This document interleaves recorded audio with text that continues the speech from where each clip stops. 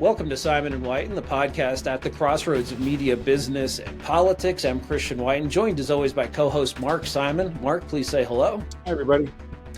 All right, Mark, I think we were all shocked on Friday by news that Shinzo Abe, the former prime minister of Japan, the longest serving prime minister of Japan, was assassinated in Nara, right next to Kyoto, by someone using an improvised weapon. It's still early days as Japan and the rest of the world absorbs the shock. But I understand, Mark, that there are some very ugly things coming from China about this. I don't know when JFK was assassinated if the Soviets were saying, happy things about that. I think probably not. And maybe for Japan, which has very little political violence, this is something of that magnitude. Maybe not. I don't know. But what are you hearing from the mainland, and what do you think is going to come of it? It's incredibly nasty. I mean, first of all, I think we have to understand throughout Asia, there is a residual anti-Japanese element there. I mean, it happens in every place. When I lived in the Philippines, there were people who wouldn't do business with the Japanese or tried not to. Mm-hmm.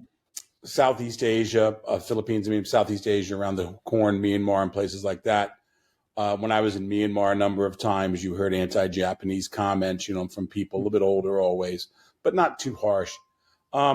Everybody kind of expects this from South Korea. I mean, that was, there's the nationalist over there, and that's it. But frankly, South Korea has not been nearly as nasty as another place, and that's China. Everything from people offering restaurant discounts because, Abe got killed, I'm knocking 12% off, to discos showing it at night. And the thing is like, all right, that's bad taste. The Chinese internet can be as horrible as the U.S. internet. But the thing that really shocked me was how this is being internalized in Japan. And I've spoken with two people in the last couple of days. One guy just to offer condolences because he knew Abe.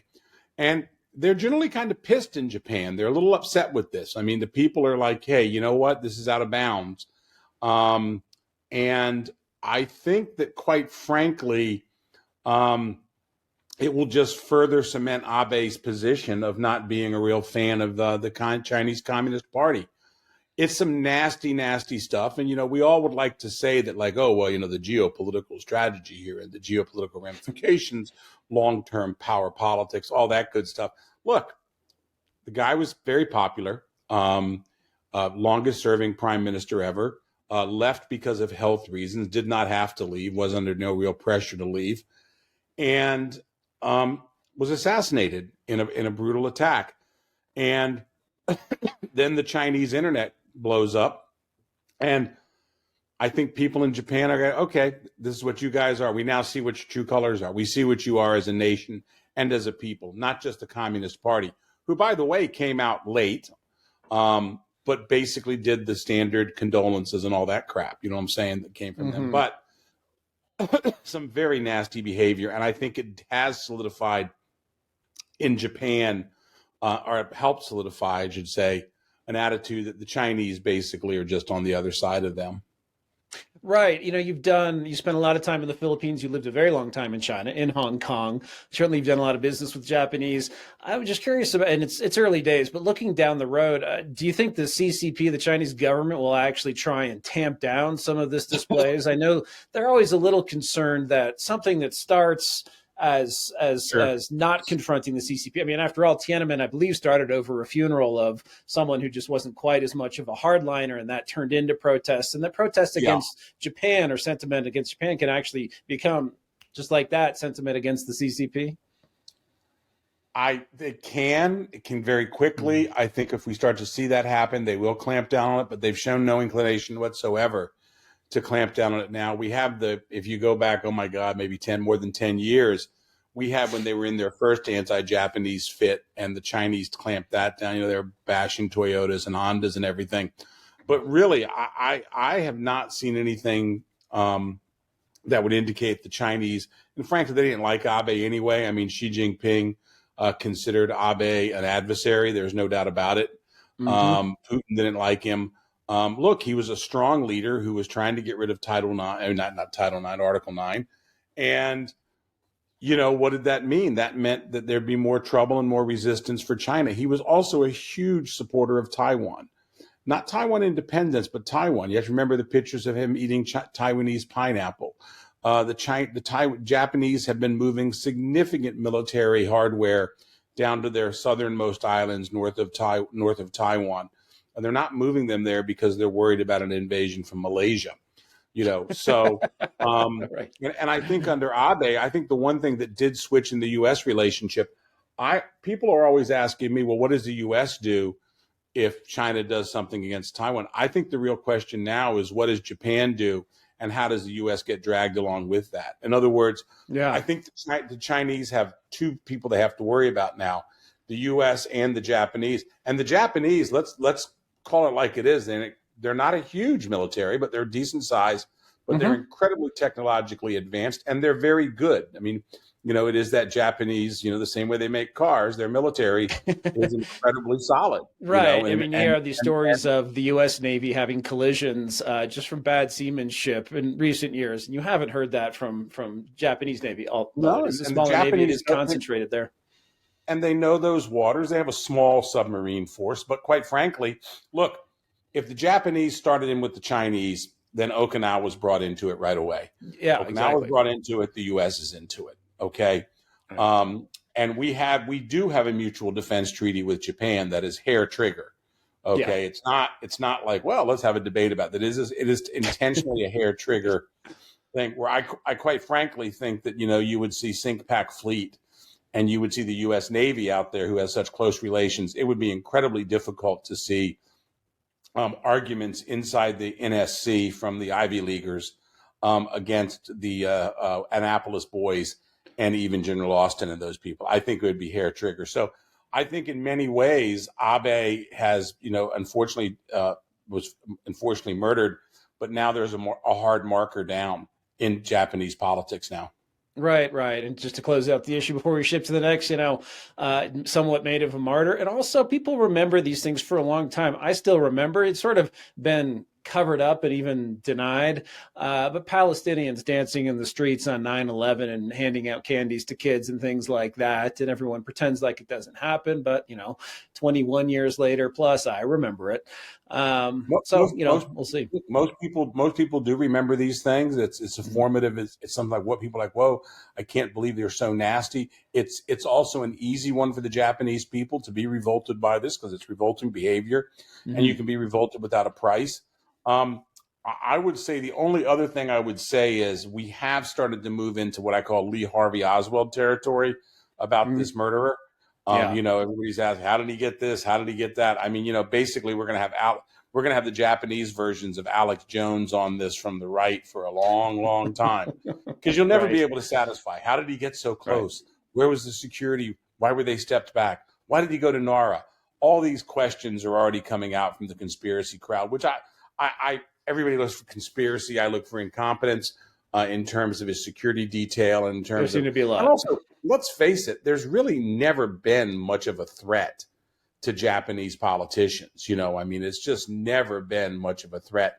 The only thing I can ever recall is I remember years and years ago being at the UN and just for some reason was down there, and a Japanese and a Korean delegation were out having dinner, and they had diplomatic security, but they had no security of their own. In other words, the U.S. gave them security when they showed up. So what happened? There was just a handoff. All right, get on the plane. Bye. When you land, the Americans will cover you.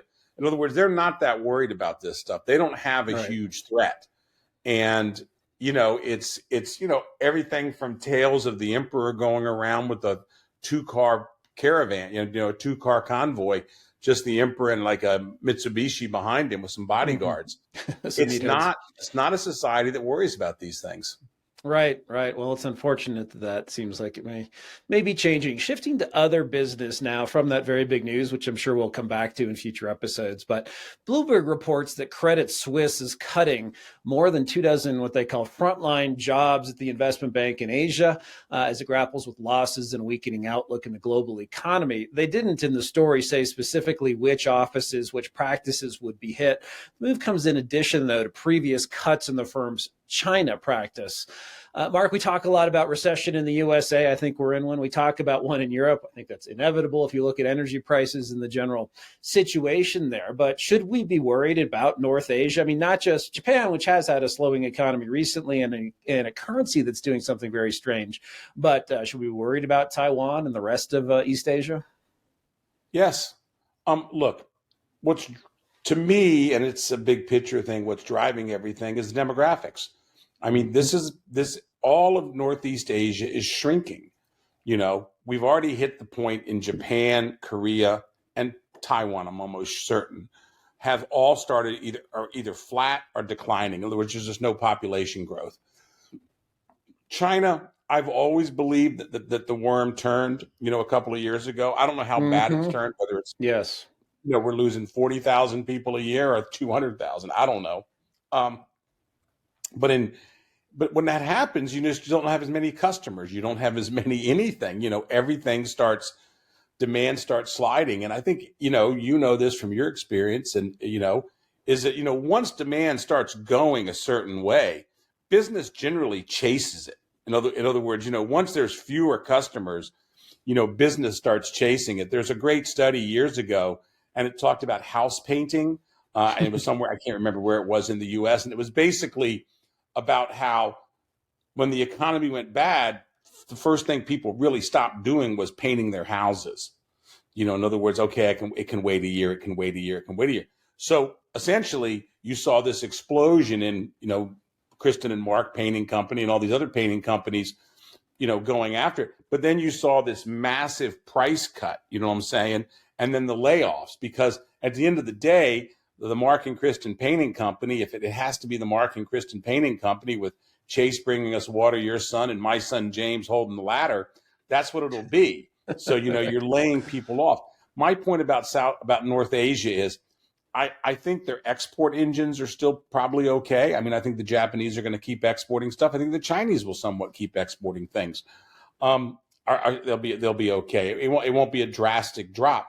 But their domestic markets are certainly suffering now, and they're aging. And so the thing is like, you're going to have maybe different products, but you have needs for the service industry that are going to greatly outweigh the ability to service those things. And a classic example is, home care people.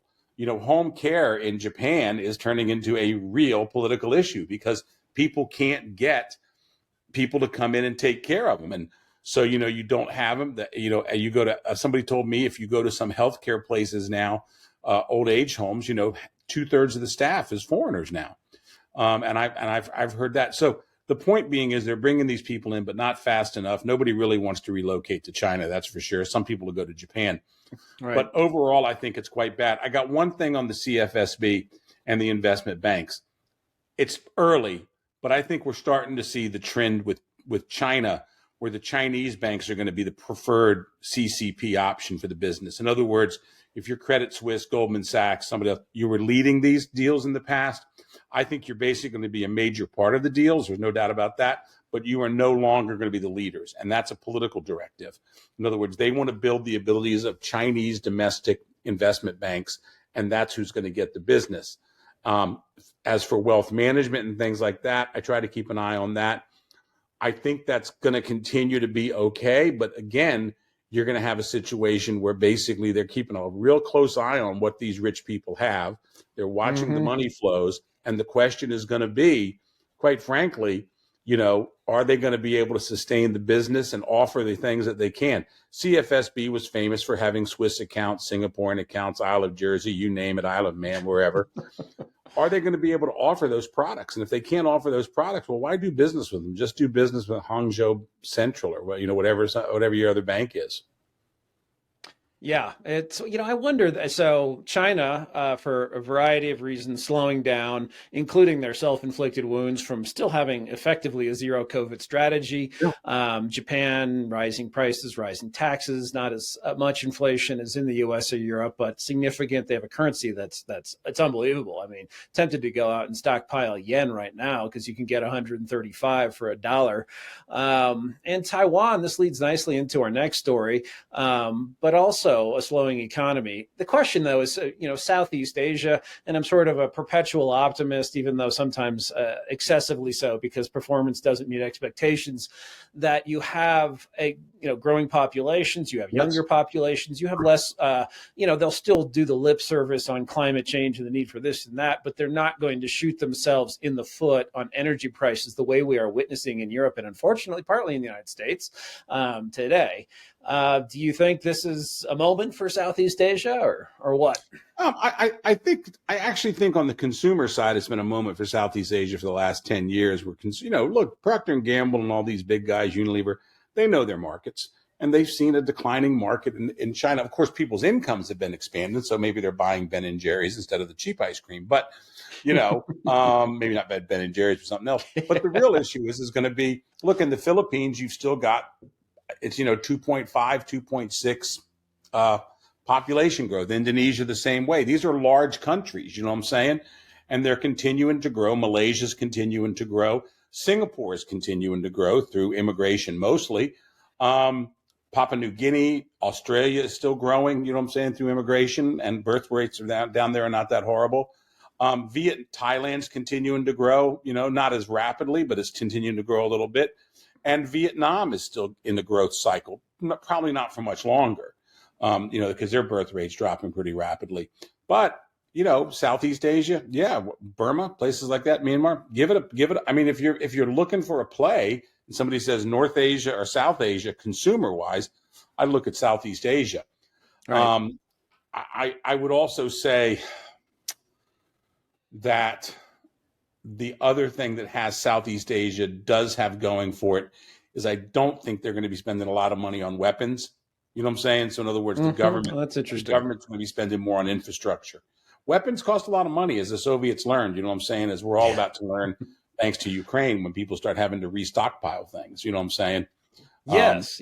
That's a big U.S. export. So advantage us, maybe. We'll be doing well. So, but Southeast Asia, not so much. I mean, Japan, other places are going to be buying.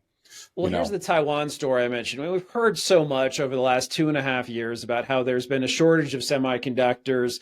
That shortage plus U.S. export controls that began under the Trump administration directed at China were a big boon for Taiwan, which hosts advanced chip companies like TSMC. There finally are signs that this frenzy is over. I think this is something you and I have talked about, that within a year or two, this is just going to be boring hardware again. I mean, when before the last 2 or 3 years did you hear last about computer chips? It was probably like the 80s or 90s. And we've been talking about software and distribution and media since then. But you've had a slump in personal computer sales, a rout in cryptocurrency markets. It turns out, people buying computers and wasting energy to run calculations to create crypto is a big market for these guys. Forgive the pun, Mark, but has Taiwan put too many chips on this play? I don't think Taiwan's put too many chips on the play because I think they're really good at what they do. I think it just comes back to a normal situation. That to me is what happens. You know what I'm saying? In other words, I think it's a normal situation now that they're in. And I think in that sense, we're going to see a lot of different. How would I say this? I think we're going to see a lot of different implications for Taiwan, but their factories they're still going to run at 100%. They're still going to be turning out chips, but I'm not so sure they're going to have the massive pricing power. I'm not so sure there's going to be people standing in lines. There's still a chip shortage in the world, and they'll be filling that, but it doesn't seem to be so drastic now. Right. Well, just from a political angle, though, so they'll be making tons of money. Great for them. Good for them. But frankly, recently their diplomats used TSMC and others as saying, well, look how important we are to the U.S. supply chain, especially the U.S. tech supply chain. So it's one thing if Russia knocks off a third of Ukraine, but if China knocks off Taiwan, are you able to make iPhones? Are you able to make PCs, servers, all of the things, satellites, the things we depend on? And that has, I think, increased attention. It's also increased. Some people say, well, all we'd have to do is bomb TSMC ourselves before the Chinese get us and we'd be fine. I think that's a facile argument. But, I just wonder if Taiwan really got a little lazy in the success during the pandemic of TSMC. It sort of papered over the fact that they Well, closed their yeah, economy to the but outside it world. was also everything. I mean, I got a cigar buddy who makes in Taiwan. He makes uh, I can't remember the brand. It's a European brand. He makes their appliances, like small appliances, coffee makers, and stuff like that. Well, China was pretty much shut down, so he was like, his factory of 75 or 100 people, he was like turning out more toasters than you could shake a stick at. So all of Taiwan was really booming. In other words, it was an odd situation where, the service industry was just dying. There were these programs about going, well, you used to be a bellhop. Now, you can go down to TMSC and work a job there. I think it comes down to the issue in Taiwan, and I don't like to. I think the fact of the matter is where they've really been arrogant here is in their immigration policies, and the fact of the matter is they've just missed the boat on this, and they do rely too much on TMSC, and I don't think they understand. I don't think they understand the word. Let's face it, Taiwan is hardware; it's not software. Anybody who Yeah. tries to get you to invest in a Taiwanese software upstart, that's like buying swampland in Florida. They don't do it. Okay. But Huh.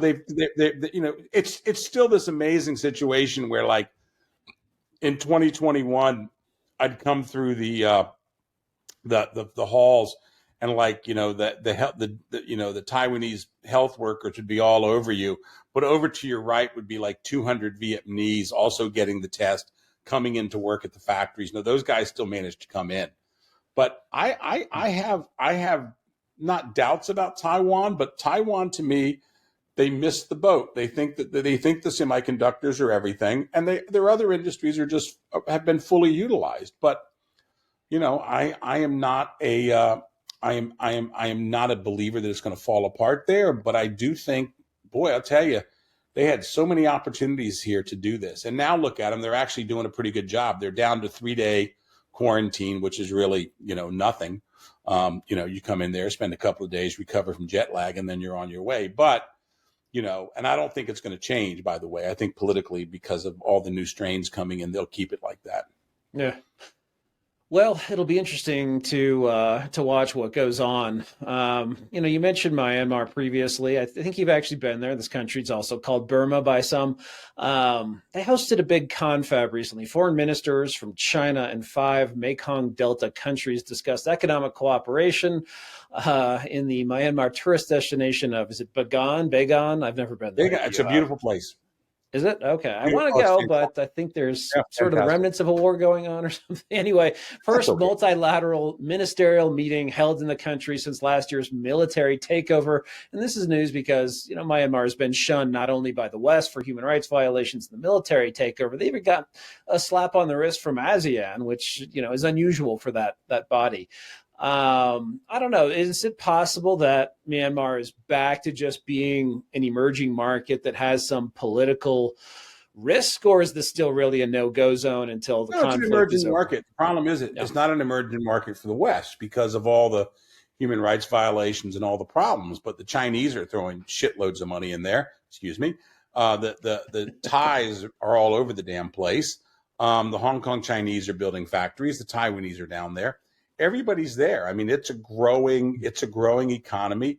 And it's one of the things that actually is it's kind of like, in other words, Putin has oil, Myanmar has cheap labor, okay, and a growing consumer market. So it's going to, the world does not depend on Walmart buying from Myanmar. You know what I'm saying?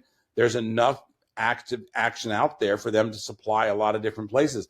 One of the things that shocked me when I was there was how much stuff they were shipping to Africa, cheap clothing they were shipping to Africa and to the Eastern European countries, with brands you've never heard of.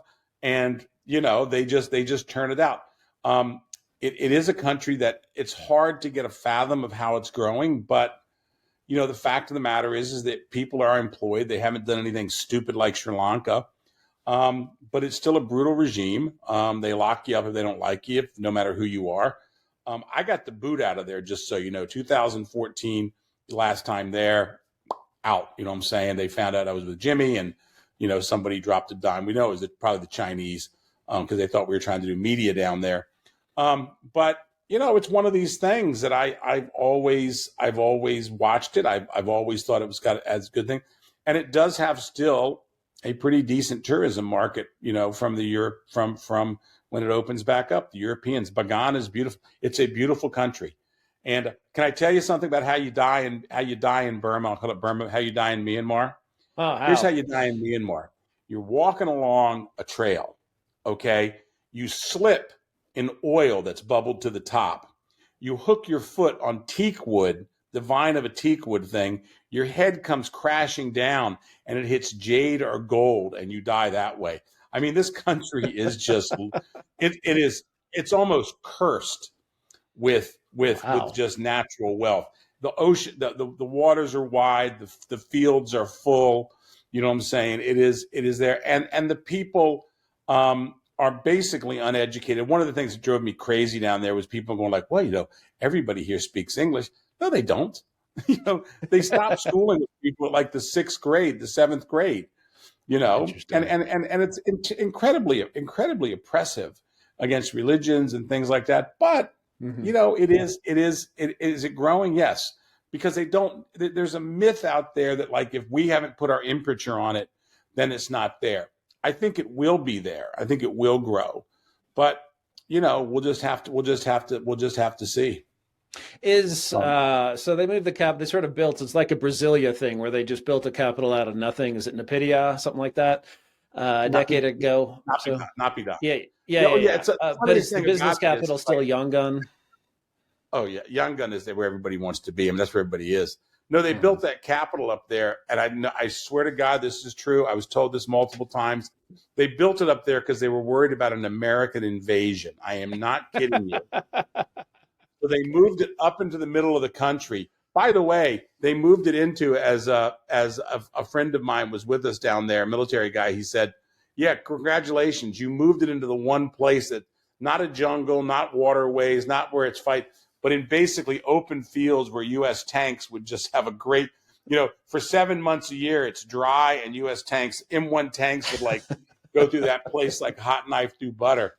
It's a really weird place. I mean, it's you've got like these wide roads. I still remember meeting some of the big government officials there in these giant ass buildings. I mean, just like, it's almost like a giant hall that, you could put 20,000 people and you'd have your meeting there. And there'd be like, when you walk into, there'd be a guy like sitting on a stool over in the corner, and his job was to watch this giant room with horrible murals on the side of the wall that meant nothing. But Myanmar is going to be a growing country, and I mean, do we engage them? I tend to be a believer that basically rivals like Russia and China you smack around, but these smaller dictatorships you basically co-opt them and a little bit of threaten. You know what I'm saying? In other words, it's like how you deal with the Philippines. In other words, they're Yes. naturally with us, co-opt them. But if Marcos gets too far out of line, let him know that, hey, an opposition movement can spark up anytime. Right. In And Taiwan, Myanmar, it's really Taiwan and big. South Korea were military dictatorships effectively for most of the Cold War, and some would Yeah. say that our interaction with them actually helped with those transitions. Oh, there's no doubt. There's no doubt. I mean, it's the big mistake everybody made with China, and I probably was part of it. I wasn't smart enough to know the whole story, but the thing with China was everybody goes, okay, all these guys are changing. Taiwan, Korea, everybody's coming around. Everybody's coming to democracy. Oh, China should be next. No, we got that one wrong. Right. They got that one wrong pretty bad. But the thing is with Myanmar, I just don't know how you invest in Myanmar. It's very, very difficult. It's really a difficult country. Probably best through Singapore or Thailand or something like that. You know what I'm saying? Which, by the way, the Thais and the Singaporeans, not the Chinese, run that country. Just so everybody knows. In Interesting. And terms of didn't Japan always have sort of a long-standing Japan manufacturing has had relationship? one. I mean, Mhm. Kirin Brewery just sold their brewery. I don't know what that means down there, but Hmm. they sold it for 180 million bucks or something like that, 161 million. I can't remember the number.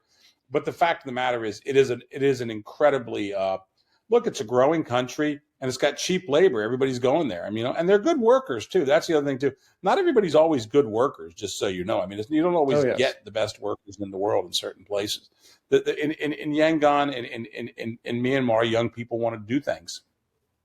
Yeah, well, so it sounds like it's promising, maybe not the capital. You know, I've never been to that capital. I've been to Brasilia, and I thought, sort of like when you ride a monorail, it's like, wow, this is what the future looked like in 1960, right? That's right. That's right. No, it's nothing like that. There's no monorail going up there. You know. All right, well, that's all the time we have for this episode of Simon and White. We'll be back again with another episode. If you like what you saw, please subscribe to our channel. We'll be back again soon. Thank you.